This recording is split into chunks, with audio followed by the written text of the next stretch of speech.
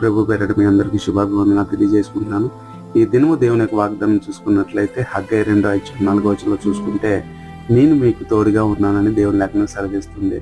అయితే ఈ మాట ఎవరికి చెప్తున్నటువంటి అంటే, భయపడుతూ ఉన్నటువంటి వాళ్ళు, చనిపోదాం అనుకున్నటువంటి వాళ్ళు, దిక్కు తోచక ఇంక ఎవరి వల్ల సహాయము దొరకదు అనుకునే నిస్సాయ స్థితిలోకి వెళ్ళిపోయినటువంటి వాళ్ళు, ఇంకా నా జీవితం ఇంతే అనుకున్నటువంటి యవనస్తుల కొరకు, మరి యొక్క ఎగ్జామ్ విషయంలో, చదువు విషయంలో, ఆరోగ్య విషయంలో, అనారోగ్య పరిస్థితుల్లో, ఇంట్లో సమస్యలతోటి, ఏ ఒక్క ఇబ్బందులతోటి కూడా ఇంకా మనల్ని రక్షించే నాదుడు ఎవరు లేరు అనుకునే వాళ్ళకి దేవుడు చెప్తున్నటువంటి మాట, నేను మీకు తోడుగా ఉన్నాను, మీరు భయపడద్దు, ధైర్యం తెచ్చుకోండి. ఇదే యెహోవా వాక్కు సెలవిస్తుంది.